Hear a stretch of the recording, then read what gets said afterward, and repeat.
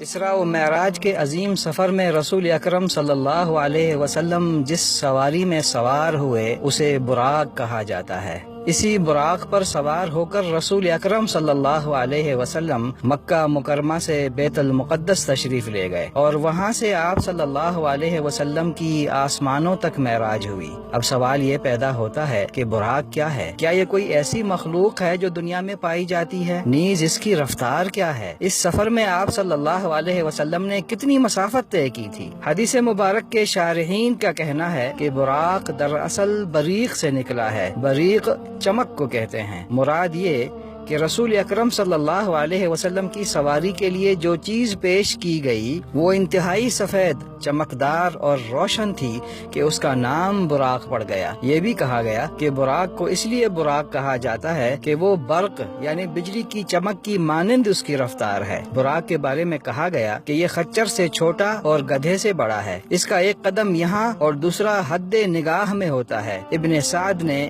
واقدی میں نقل کیا ہے کہ براق کے دو پر ہیں۔ علماء کرام اور مفکرین اعظام کو یہ سوال بھی الجھائے رکھا کہ حق جل شانہ نے رسول اکرم صلی اللہ علیہ وسلم کی سواری کے لیے براق کا انتخاب کیوں کیا، جبکہ وہ اس بات پر قادر تھا کہ بغیر کسی سواری کے آپ صلی اللہ علیہ وسلم کو سفر کے تمام مراحل طے کرا دیتا۔ فتح الباری کے مصنف حافظ ابن حجر رحمۃ اللہ علیہ نے ضمن میں لکھا ہے، اسراء والمعراج کے سفر میں سواری کے تقرر میں بڑی حکمت ہے، حالانکہ اللہ تعالیٰ اس بات پر قادر تھا کہ اپنے نبی صلی اللہ علیہ وسلم کے لیے زمین کو سکیڑ دیتا۔ خرق عادت سفر کے لیے اللہ تعالیٰ نے سفر کے لیے معمول بھی یعنی سواری کا تقرر اس لیے کیا تاکہ اللہ کے رسول صلی اللہ علیہ وسلم کو انسیت اور مانوسیت ہو۔ علاوہ ازیں بادشاہ جب اپنے مقربین میں سے کسی کو اپنے دربار میں بلاتا ہے تو اس کے لیے سواری روانہ کرتا ہے۔ ابن ابی جمرہ اس کی حکمت پر روشنی ڈالتے ہوئے لکھتے ہیں، اللہ تعالیٰ اس بات پر قادر تھا کہ وہ اپنے نبی صلی اللہ علیہ وسلم کو آسمانوں تک کی معراج بغیر براق کے بھی کرا دیتا،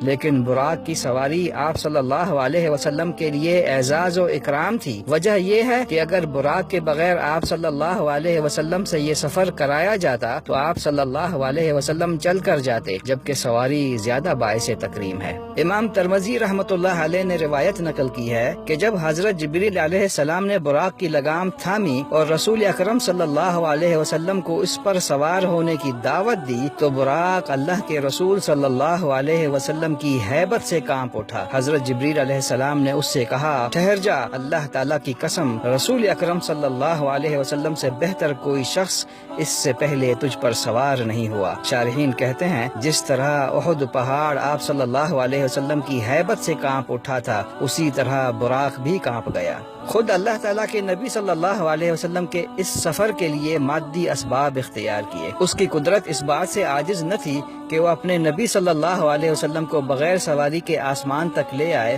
مگر اس نے اس سفر کے اسباب اختیار کیے۔ بعض روایات سے معلوم ہوتا ہے کہ براق انبیاء کرام کی سواری تھی۔ حضرت ابراہیم علیہ السلام جب شام سے مکہ مکرمہ اپنی زوجہ سیدہ ہاجر اور بیٹے حضرت اسماعیل علیہ السلام کے پاس آتے تو براق پر سوار ہو کر آتے تھے۔ براق کیا ہے، اس کی رفتار کیا ہے، اس کی کیفیت کیا ہے، اس کے بارے میں ہمارا علم محدود ہے۔ ہمارا ایمان ہے کہ براق اللہ تعالیٰ کی مخلوق میں سے ایک ہے۔ اس کی جو صفات بتائی گئی ہیں ہم اس پر ایمان لے آتے ہیں۔ اس بات کا امکان ہے کہ براق کو رسول اکرم صلی اللہ علیہ وسلم کی مانوسیت کے لیے ایک شکل دی گئی تھی، جبکہ اس کی حقیقت کا علم اللہ تعالیٰ کے سوا کسی کو نہیں۔